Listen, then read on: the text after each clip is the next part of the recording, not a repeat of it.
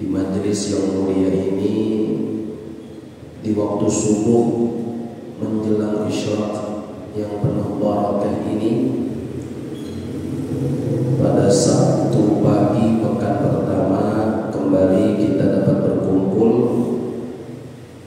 untuk melanjutkan kajian rutin di dalam ilmu hadis dalam pembahasan kitab Al-Arba'in An-Nawawiyah atau Hadithul Arba'in, hadis 40 karangan Al-Imam Yahya bin Sharaf An-Nawawi yang dikenal dengan sebutan Al-Imam An-Nawawi rahimahullahu ta'ala. Pada pelajaran atau pembahasan terakhir telah dijelaskan muqaddimatul kitab, pendahuluan kitab. Begitu juga pembahasan yang pertama, yaitu hadithul awal. Hadis yang pertama mengenai keutamaan berniat,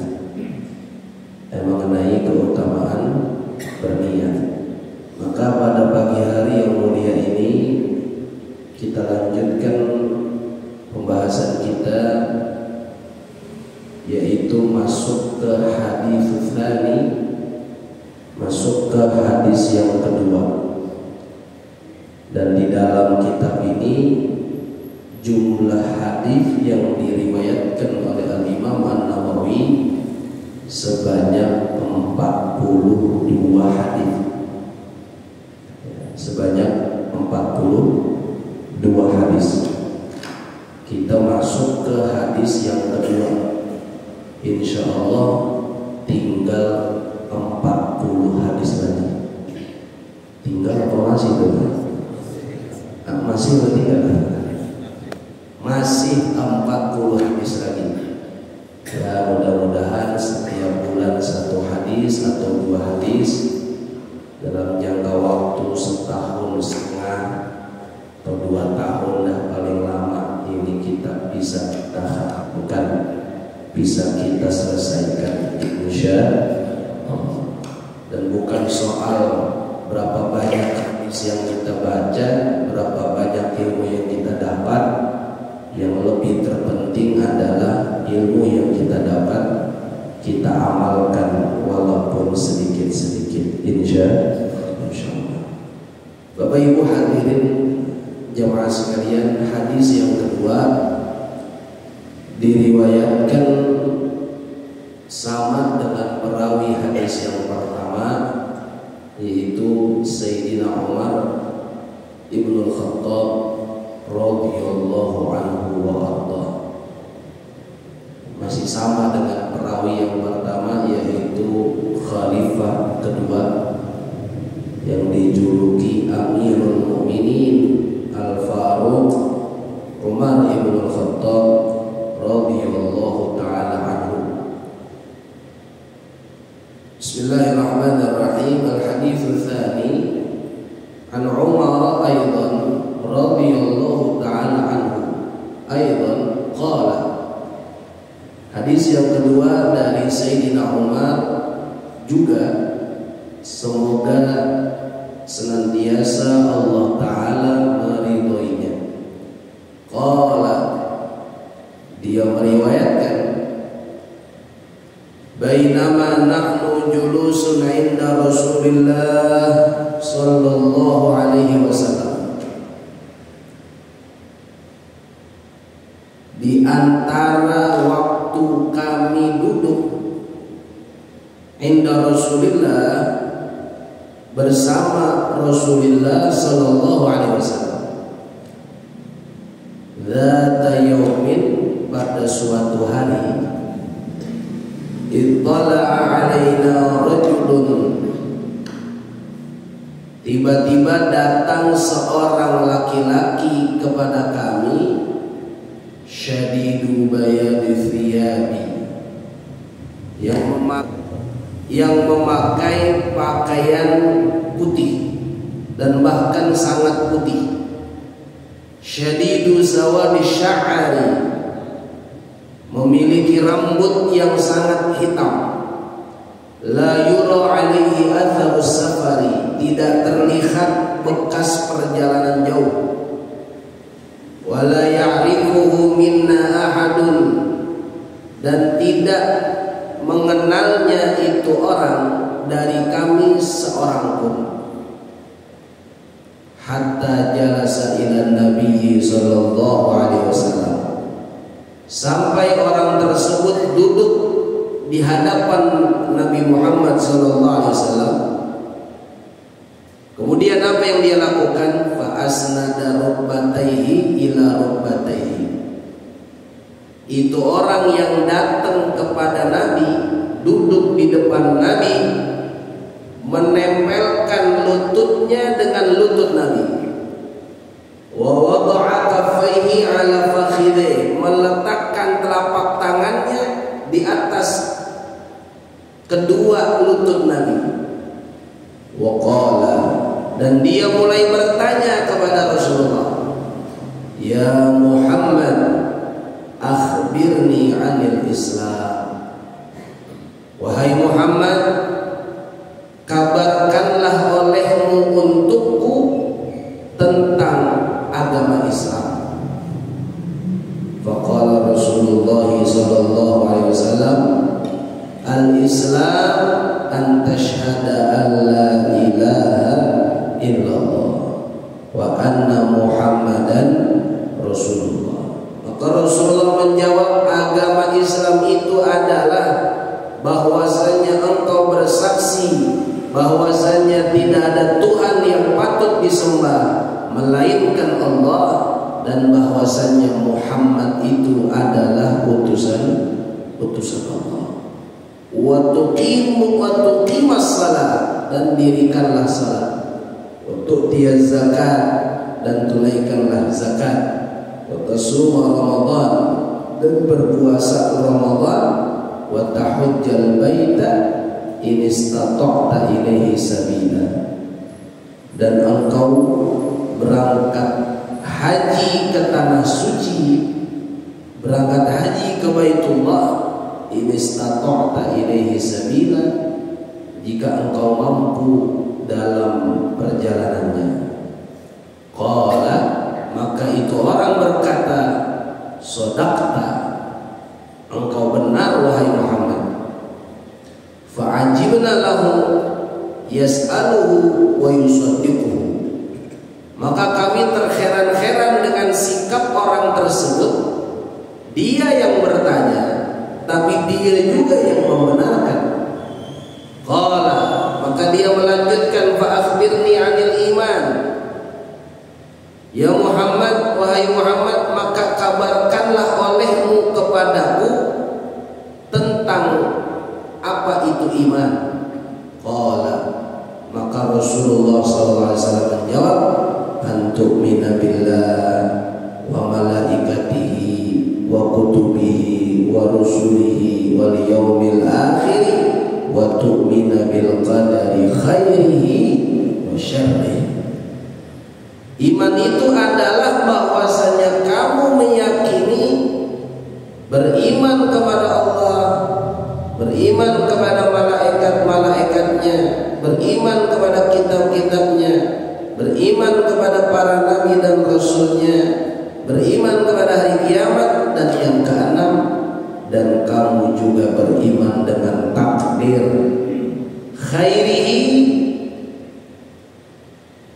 baik itu adalah takdir yang baik, wa syarrihi, dan takdir yang buruk. Qala, orang tersebut berkata, shadaqta, engkau benar wahai Muhammad. Ila akhir hadis. Ini hadis cukup panjang Bapak Ibu jamaah sekalian, jadi kita bagi dua bagian ya, kita perinci jadi dua bagian sampai kepada rukun iman. Nanti sisanya 2 poin lagi, ihsan dan tanda-tanda hari kiamat. Maka dari itu Bapak Ibu jamaah sekalian yang saya muliakan, ini hadis diriwayatkan dari Umar bin Khattab. Dia bercerita bahwasannya tatkala Nabi dan para sahabat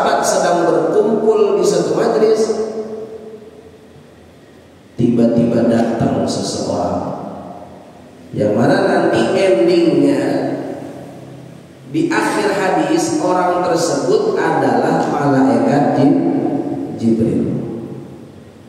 Orang tersebut adalah malaikat Jibril, imamul malaikah wa min ru'asaihim, jenderalnya malaikat dan termasuk petinggi-petinggi malaikat yang tidak mati walaupun datang hari kiamat.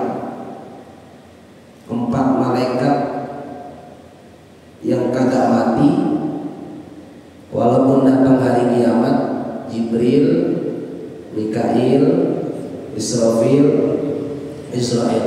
Dan yang kelima Hamalatul Arsy, malaikat yang tugasnya menopang arsy, membawa singgasana Allah Subhanahu wa ta'ala.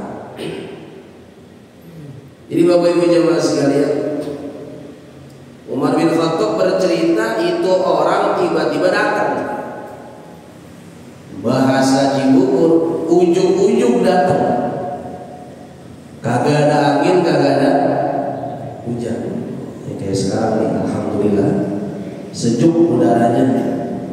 Kalau kagak dikasih teh manis, bapak-bapak bisa ngantuk kayaknya. Maka dari itu orang tiba-tiba datang. Dan dalam beberapa riwayat, ini orang menyerupai satu sosok yang bernama Dahiyah Al-Kalabi As-Sahabi. Ada seorang sahabat Nabi, nantinya dia masuk Islam, bernama Dahiyah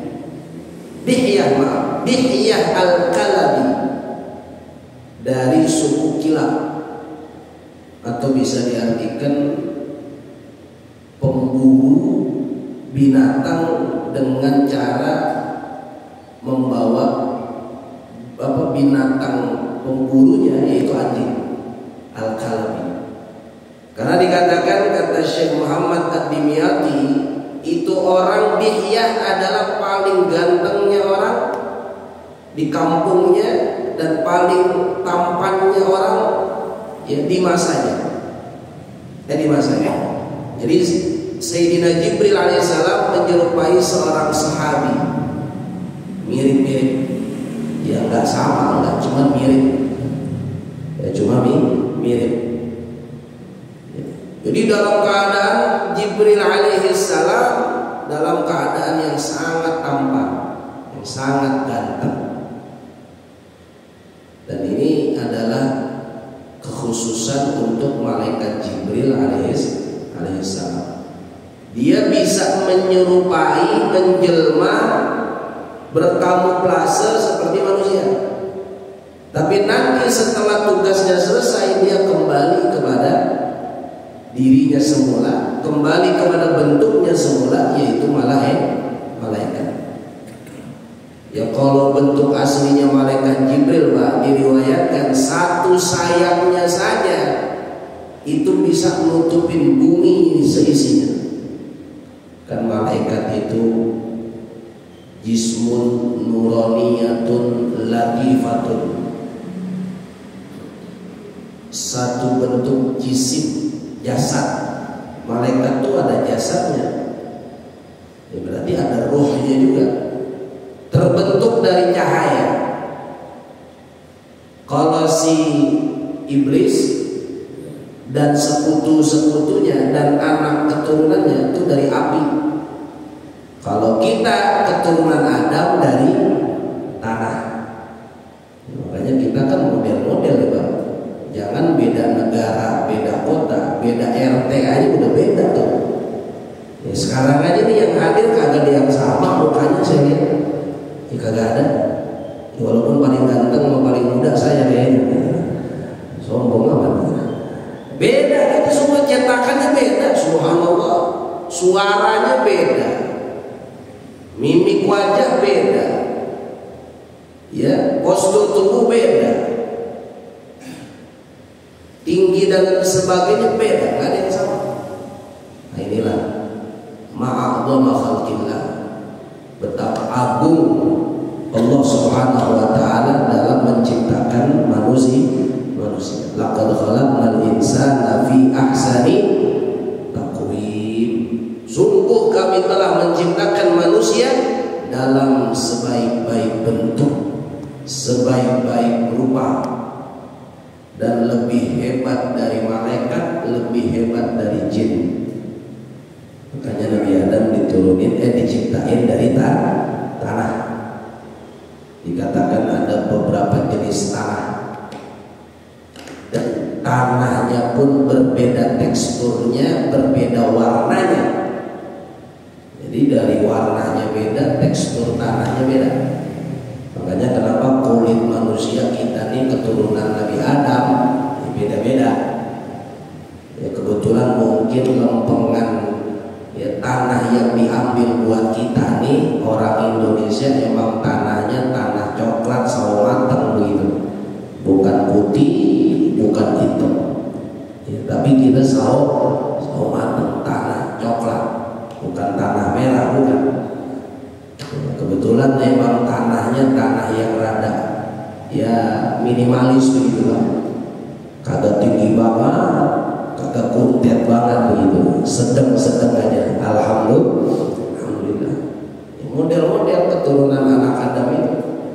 Kalau yang modelnya manusia itu anak Adam sombong, berarti ini tanahnya tanah tinggi dia. Tanahnya tanah tinggi. Tapi kalau tawadu, rendah hati orangnya, tanahnya tanah rendah. Ini yang repot kalau anak Adam manusia tiap hari kerjanya bikin ulah aja, tiap hari bikin kejahatan aja. Ini tanah sengketa dia nih. Ya, tanah sengketa, masya Allah. Jadi kembali lagi, malaikat dari cahaya yang sangat lembut, dan walahu janahan, dan bagi setiap malaikat punya sayap. Ya, punya sayap. Nah, itu kata Rasulullah, Sayyidina Jibril alaihissalam, bentuknya Jibril yang sebenarnya satu sayapnya aja bisa nutupin bumi dan seisinya. Ya, bisa dibayangin gedenya malaikat Jibril kayak apa. Maka Rasulullah waktu pertama kali ketemu Jibril di Gua Hira gemeter. Selain karena wahyu itu adalah firman Allah sangat agung, sangat berwibawa dan membuat hati Nabi Muhammad bergetar. Ya ayyuhal muzammil. Ya, terus apa lagi? Ya ayyuhal muzammil, wahai orang yang menggigil. Nabi Muhammad pulang dari Gua Hira selepas menerima wahyu, badannya gemeter, menggigil. Ya, pertama faktornya karena itu wahyu, firman Allah. Dalam penjelasan ayat lain akhir surat Al-Hasyr, "Lau anzalna hadzal Qur'ana 'ala jabalin la ra'aitahu khashi'an mutasaddi'an min khashyatillah." Andaikan kami turunkan Al-Qur'an, kata Allah, kami turunkan Al-Quran yang berjumlah 30 juz, 114 surat, 6.200 sekian ayat, kami turunkan di atas gunung, la ra'aitahu khashi'an mutasaddi'an min khasyatillah. Itu gunung niscaya bakal meledak, meletus, karena saking takutnya dengan firman Allah dan saking besarnya atau mulianya, agungnya firman Allah Subhanahu wa taala. Itu yang pertama. Ketika Nabi dapat wahyu yang pertama menggigil. Yang kedua karena bentuknya malaikat Jibril. Ya, jadi gemeter. Ya, maka diselimutilah sepulang dari Gua Hira masuk ke rumah istrinya Khadijah, diselimuti oleh Khadijatul Kubra alaiha radhiyallahu anha wa alaihi salam. Nah, ini juga hikmah ya buat kita Bapak Ibu jamaah sekalian, bahwasanya memang Al-Quran ini adalah firman Allah yang menjadi kitab suci mulia karena diturunkan kepada Nabi yang paling mulia melalui malaikat yang paling mulia dan diturunkan di bulan yang paling mulia, yaitu bulan suci Ramadan. Malaikat Jibril menyampaikan wahyu kepada Nabi Muhammad dengan pertemuan selama 23 tahun. Ya, walaupun masa kecil Nabi, masa kecil Rasulullah tuh pernah ketemu juga malaikat Jibril. Beberapa kali juga malaikat Jibril nyamperin Rasulullah, nemuin Nabi Muhammad karena atas perintah Allah. Yang pertama pembelahan dada, dan ini hadisnya panjang. Ya, saya cerita sedikit. Nabi Muhammad sewaktu di rumah Ibunda Halimah, ibu susuannya di Bani Sa'ad, dibawa ke lereng gunung, ke lereng bukit di luar Mekah selama, ada yang mengatakan 4 tahun. Dari usia 0 sampai 4 tahun di rumah ibu susuannya, yaitu Halimatus Sa'diyah. Nah, ketika di rumah Halimah, usia Nabi setahun, 2 tahun, 3 tahun, itu dibelah dadanya, disucikan hatinya oleh malaikat Jibril atas perintah Allah Subhanahu wa taala. Yang kedua, saat usia Nabi 6 sampai 7 tahun, itu asbabun nuzul turunnya ayat dalam surat Ad-Duha yang tadi Imam baca. Apa di dalam Ad-Duha? Wa wajadaka dhallan fahada wa wajadaka 'ailan fa'aghna. Itu ayat wa wajadaka dhallan fahada itu turun, Pak, karena Nabi Muhammad waktu kecil pernah main keluar Mekah. Namanya anak-anak, bocah. Ya, Rasulullah kan manusia, anak manusia, bukan anak Tuhan beliau. Ya, beliau main sama teman-temannya nih keluar Mekah. Pas pengen pulang, lupa jalan pulang. Bahasa kita kesasar. Ini makanya hati-hati nih, Pak. Ada yang ya katakan dia ngakunya ustaz lagi, ulama lagi. Dia nafsirin ayat nih pakai akal dia nih, bukan pakai tafsiran ulama. Dia artiin itu ayat wa wajadaka dhallan fahada, dan kami mendapatimu Muhammad dulu pernah dalam keadaan sesat, kami berikan hidayah. Masya Allah, beraninya ngomong Nabi Muhammad pernah sesat. Lu yang sesat tuh. Nah, ini terjadi, Pak, terjadi. Itu viral, akhirnya ditegur sama MUI, ditegur oleh para ulama, baru minta maaf. Makanya kalau kagak ngerti tafsir, jangan sok ngertiin tafsir, jangan sok ngertiin Quran. Ini baru bisa baca Quran terjemah, nafsirin Quran. Akhirnya kurang ajar dengan Nabi Muhammad. Masa Rasulullah dibilang tersesat, sedangkan beliau itu apa? Beliau adalah pembawa hidayah. Innama ana rahmatun muhdah. Kata Nabi nih, saya nih diutus Allah sebagai rahmat dan sebagai pembawa hidayah, sebagai petunjuk kepada seluruh alam, bukan cuma manusia. Itu hati-hati juga. Ayat wa wajadaka dhallan fahada bukan artinya Nabi dulu tersesat akidahnya. Enggak ada ulama yang menyatakan itu. Tapi Nabi waktu kecil pernah kesasar. Akhirnya datang malaikat Jibril nuntun Rasulullah pulang ke Mekah, pulang ke rumah orang tua. Masuk akal gak kira-kira? Masuk akal gak tuh ayat? Wa wajadaka dhallan fahada. Dulu kamu Muhammad pernah kesasar jalan pulang, kami anterin pulang. Logik, masuk akal. Tapi kalau yang makna tadi, dulu Nabi Muhammad tersesat, kemudian Allah berikan hidayah. Wah, repot ini. Masa Nabi Muhammad tersesat? Na'udzubillah. Cuma na'udzubillah ya. Itu waktu kecil Nabi Muhammad udah sering ditemuin sama Jibril. Nah, ketika turun wahyu pada malam 17 Ramadan di Gua Hira, semenjak itu seringkali malaikat Jibril bolak-balik ketemu Rasulullah. Kalau di Masjidil Haram di Babus Salam. Kalau di Madinah di Masjid Nabawi seringkali Jibril masuknya di belakang pintu Aisyah, rumah Aisyah yang sekarang jadi makam.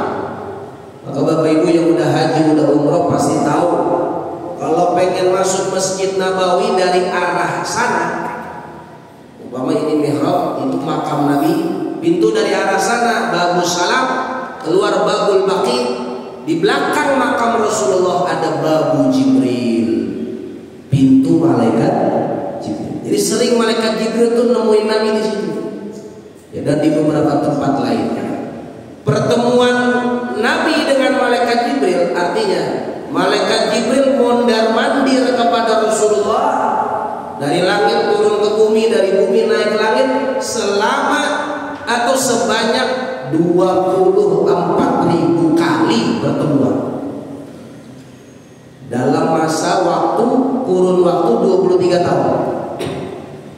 Jadi Bapak Ibu bisa bayangin kayak apa hebatnya Rasulullah, dididik, dibimbing, diajarin sama malaikat Jibril selama 24.000 pertemuan. 24.000 pertemuan ibarat kuliah sih. S3 aja kalah udah. S3 aja kan kalah. Lah kita mah pertemuan ngaji begini kan baru sebulan sekali. Setahun kan 12 bulan. Potong Ramadan sebulan, penutupan sebulan, belum tersawal sebulan lagi, buka-bukaan biasanya ya bulan April ya kurang 3 bulan itu ya, setahun cuma 9 kali pertemuan. Masya Allah ya. Kudu berapa kali lagi tuh untuk kayak Rasulullah bertemu malaikat Jibril 24.000 kali, 24.000 kali, sehingga Rasulullah katakan apa? Adabani Rabbi wa ahsana ta'dibi. Yang mendidik saya itu adalah Tuhan saya. Yang ngajarin Nabi Muhammad hakikatnya adalah Allah, tapi wasilahnya lewat malaikat Jibril alaihissalam. Wa ahsana ta'dibi. Maka itu adalah sebaik-baik pendidikan, sebaik-baik bimbingan. Sebaik-baik bimbingan. Nah, ini adalah tentang malaikat Jibril alaihi salatu wassalam. Tugasnya malaikat Jibril memang dari zaman Nabi Adam sampai zaman Nabi Muhammad hamalatul wahyi, yaitu pembawa wahyu. Ya ada jamaah nih Pak, bukan di Al-Barokah, bukan pastinya. Ada jamaah di luar nih, saya kagak boleh sebut merek masjid musolanya, menjaga kode etik jurnalistik begitu. Ada jamaahnya untuk Ustaz, mau tanya, iya Pak, kenapa? Katanya malaikat Jibril adalah pembawa wahyu. Iya betul. Dan beliau menyampaikan langsung kepada para nabi, para rasul. Betul. Terus pertanyaannya apa? Pertanyaannya Ustaz, kan para nabi, para rasul udah wafat, udah kagak ada. Nah sekarang kerjaannya malaikat Jibril apa? Begitu katanya. Lalu kepikiran begitu ya kata saya. Pakai nanyain segala kerjaan malaikat Jibril apa? Lah saya bilang wallahu a'lam, nganggur kali kata saya begitu. Kagak tahu kita jawabannya. Wallahu a'lam bishawab. Yang pasti beliau adalah sebaik-baik malaikat, pemimpin malaikat Allah. Ya kalau ditanya tugasnya wallahu a'lam, pokoknya beliau hamalatul wahyi, adalah pembawa wahyu. Ini panjang lebar dalam ilmu akidah. Nah kembali lagi Bapak Ibu, malaikat Jibril datang tiba-tiba menyerupai Dihyah Al-Kalabi, seorang sahabat yang paling ganteng. Kemudian pakaiannya sangat putih, rambutnya sangat hitam. Kemudian kagak kelihatan dari bepergian jauh. Ini hikmahnya kata Imam Ibnu Hajar Al-Haytami, kalau datang ke satu majelis pengen belajar, pengen ngaji, usahakan dalam keadaan sebaik-baiknya. Hasanul hay'ah wa hasanus surah. Keadaannya baik, terus tampilannya juga baik.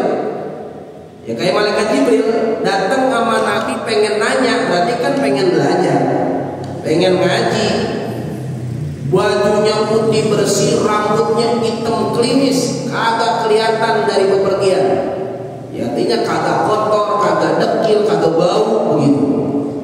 Maka kata Ibnu Hajar Al-Haytami, hikmahnya sunnah bagi kita kalau mau hadir majelis-majelis ilmu, terutama pengen ke masjid, pengen ke mushola, pengen sholat jamaah dalam keadaan yang sebaik-baiknya. Ya begitu pun ketika di rumah, ya sholat jamaah, sholat munfarid, ya harusnya sama. Ya, kata Imam Al-Haddad, dan ini selalu diingetin guru saya nih Pak, termasuk orang riya, orang yang pengen disanjung, orang yang pengen dipuji-puji sama orang karena ibadahnya, tatkala salat berjamaah di masjid pakaiannya bagus, giliran di rumah di kamarnya pakaiannya acak-acakan. Asal sholat di rumah nih kalau bapak-bapak, kalau kita orang laki di kamar kagak ada yang lihat, kebetulan bini lagi di pasar, anak lagi sekolah, sholat kita di sholat zuhur pakai serbet, pakai kaos oblong, udah gitu bekas rokok banyak banget, ketek bolong, cakep dah, kagak pakai peci lagi, masya Allah. Ini orang yang begini nih kalau sholat di rumah acak-acakan pakaiannya, tapi kalau ke masjid berjamaah bagus, itu indikasi orang yang ria, ibadahnya pengen disanjung sama orang. Naudzubillah. Mudah-mudahan kita sih bukan yang begitu ya Pak. Di masjid cakep, di rumah juga ya cakep. Ibu-ibu sama, di masjid mukenanya rapi bagus, di rumah juga sama.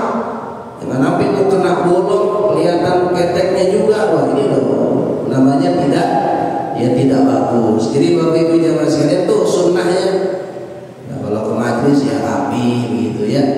Artinya jangan sampai mengganggu selainnya atau mengganggu sebelahnya. Karena malaikat ini kan hadir nih Pak. Ya ini kita hadir udah banyak nih. Lau kusyifal kita, andaikan tabir hijab mata batin kita dibuka Allah, ini al-barokah sesek sama malaikat, penuh sama malaikat Pak. Ini setiap tempat ini kagak ada celah. Cuman kan mata kita kan kebanyakan dosa gitu ya. Karena kebanyakan melihat koruptor ditangkap-tangkap itu gitu ya. Jadinya ketutup hati kita. Emang kagak bisa kelihatan itu malaikat. Ya kalau jin kan katanya banyak yang bisa melihat ya. Melihat pocong, kuntilanak, esok ya. Tapi kalau malaikat belum ada. Sampai sekarang belum ada. Ada ya.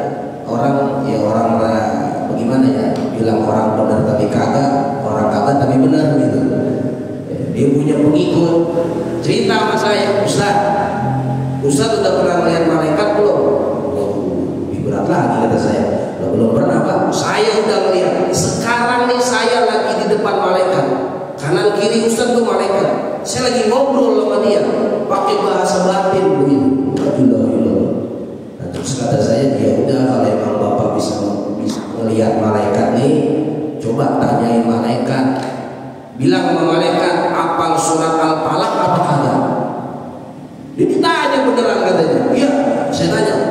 Ditanya sama dia. Kagak apa Ustaz? Lah bagaimana kata saya. Nah, jadi jangan sekalian ngaco, ngarang-ngarang. Ya makanya jangan gampang percaya lah sama orang yang katanya bisa melihat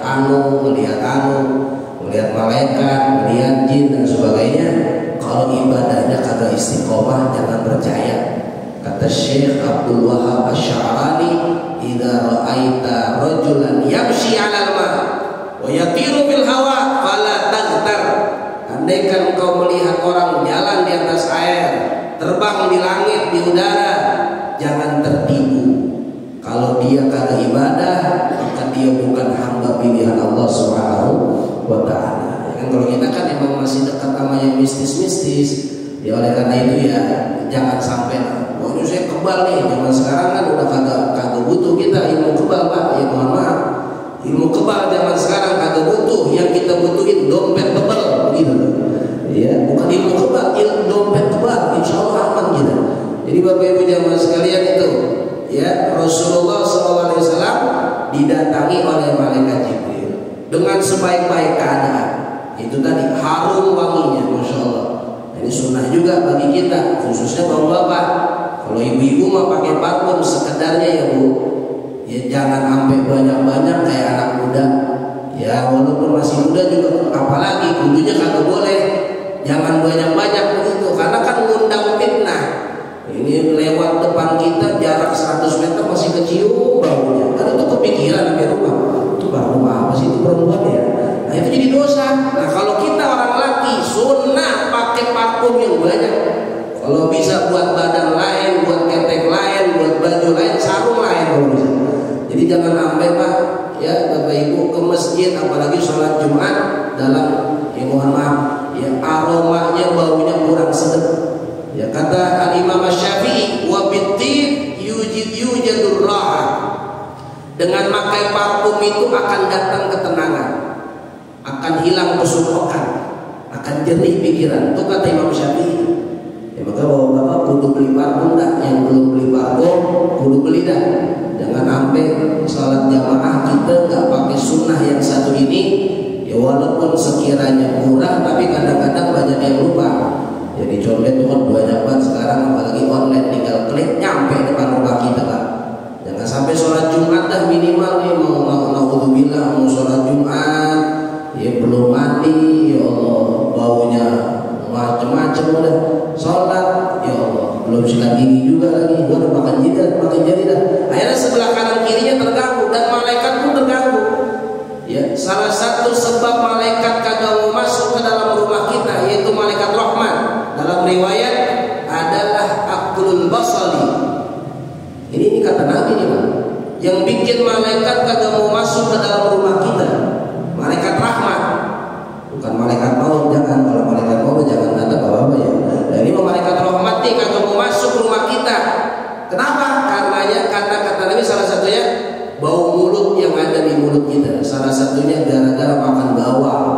Ini dalam riwayat nih.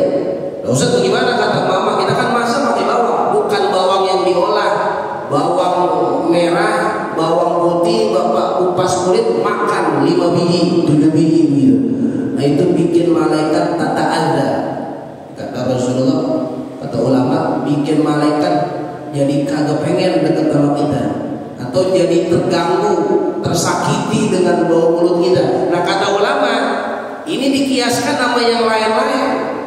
Ya sama di masjid juga sama. Termasuk yang dimakruhkan itu kalau pengen sholat berjamaah makan sesuatu yang menyengat. Ya zaman dulu kan orang kagak tahu jengkol. Ya mungkin kalau sekarang ya jengkol, ya pete, ya macam-macam. Jangan sampai sholat Jumat sebelum sholat Jumat jam 11 makan jengkol 3 piring, wassalam udah. Ya maka itu makruh Pak. Jadi supaya ibadah kita enggak terkena hukum makruh, kagak dosa, tetap sah sholatnya, cuman kurang sempurna. Nah kemudian itu malaikat Jibril duduk di hadapan Nabi, masuk berdiri kemudian duduk di hadapan Nabi. Dia tempelin lututnya ke lutut Nabi, dia letakin telapak tangannya ke lutut Nabi. Jadi ada dua maksud. Ada yang mengatakan lutut dia ke lutut Nabi, ada yang mengatakan ya lutut Nabi nempel ke lutut dia, sama aja. Ya pokoknya itu malaikat Jibril sama Nabi duduknya dekat-dekatan. Wa wada'a kaffaihi 'ala fakhidih. Kemudian diletakkan itu telapak tangannya Jibril kepada lututnya Nabi. Ada yang mengatakan telapak tangannya Jibril memegang telapak tangan Nabi. Memegang telapak tangan Nabi. Nggak usah pakai saya contohin ya Pak ya. Pokoknya ngerti itu ya. Ya paham dah maksudnya itu malaikat Jibril duduk ke dempet tangan. Ya duduk ke dempet. Ya kalau lagi sila nih mungkin sulit kalau digambarin. Kalau lagi duduk tahiyat, nah itu gampang digambarin. Ya duduk, karena Rasulullah itu kalau di majlis seringkali beliau duduk seperti ini atau duduk iftirash. Ya duduk seperti itu. Jadi malaikat Jibril duduk, nempelin lututnya dan megang lutut Nabi Sallallahu Alaihi Wasallam. Kemudian baru ditanya, ya Muhammad, apa itu Islam? Ya Muhammad, apa itu iman? Ya Muhammad, apa itu ihsan? Dan yang terakhir, apa itu tanda-tanda hari kiamat? Maka dijawab satu persatu. persatu oleh Rasulullah sallallahu alaihi wasallam. Cuma yang bikin heran Umar bin Khattab, kok dia yang nanya, dia yang membenarkan. Ketika Nabi Muhammad menjawab Islam itu ada 5 rukunnya, syahadat, sholat, puasa, zakat, haji jika mampu. Kata ini orang, yaitu malaikat Jibril, sodakta 100 nilainya. Ya kayak bapak nanya ke saya, Ustaz hukumnya ini apa? Kata saya begini Pak, jawabannya ini jawabannya. Kata bapak benar tuh benar. Lah bagaimana? Ya dia yang nanya, dia yang benerin. Ya, makanya namanya pertanyaan itu kan ada yang littafhim, ada yang litta'nid. Ada orang nanya supaya pengen paham. Ya memang dia kagak tahu, dia pengen nanya, dia nanya pengen paham, itu yang paling bagus. As-su'al mislu jawab, kata ulama, namanya bertanya itu setengah jawaban. Yang kedua, ada orang nanya karena lupa, supaya dia kagak lupa, dia ingat, dia tanya itu masalah. Yang ketiga, ada orang nanya pura-pura kagak tahu. Artinya cuman pengen ngetes doang. Ini Ustaz bener apa kagak nih ilmunya dia? Coba gue tanya, kalau kagak bisa kaleng-kaleng udah. Nah ini kan namanya apa? Ya ada kesombongan di dalam hatinya. Oleh karena itu malaikat Jibril ini model yang ketiga, dia yang nanya, dia yang benerin. Tapi yang dimaksud nanti di akhir, kata Rasulullah, datangnya Jibril kepada kalian sedang mengajarkan agama kalian. Maka kata Al-Habib Abu Bakar Al-Masyhur Al-Adni, seorang mufakir, pemikir Islam yang wafat 2 tahun lalu, kata beliau, ini hadis adalah disebut arkanuddin, yaitu rukun agama. Jadi rukun agama itu kayak bangunan ada rukunnya, ada tiang-tiangnya. Maka tiang agama itu bukan hanya sholat dalam hadis tadi, tapi yang dimaksud hadis ini nih, yang disebut hadis Jibril.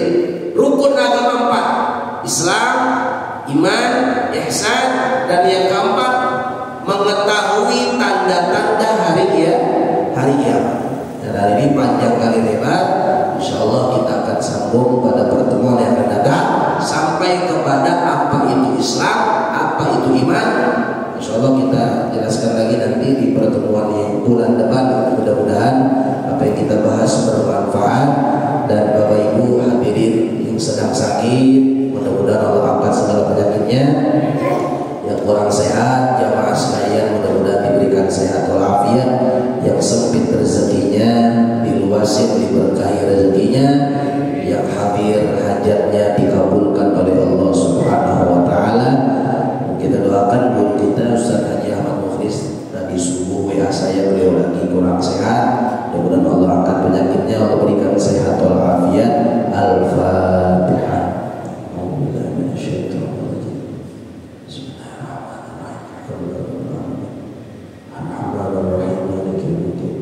Iyyaka na'budu wa iyyaka nasta'in. Ihdinas siratal mustaqim. Shiratal ladzina an'amta 'alaihim ghairil maghdubi 'alaihim waladdallin. Amin. Qala Rasulullah sallallahu alaihi wasallam, "Qadru ma qultuhu ana wan nabiyyuna min qabli. La ilaha illallah."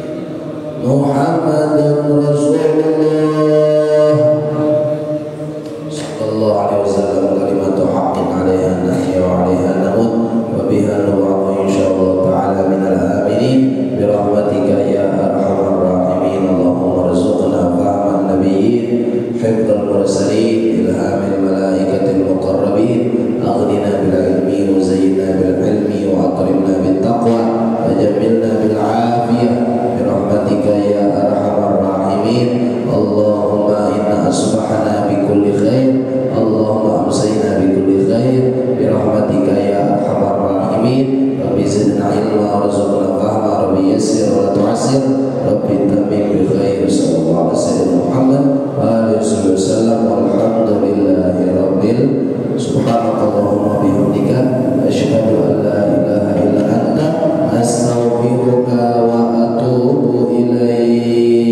kurang lebihnya mohon maaf. Assalamualaikum warahmatullahi wabarakatuh.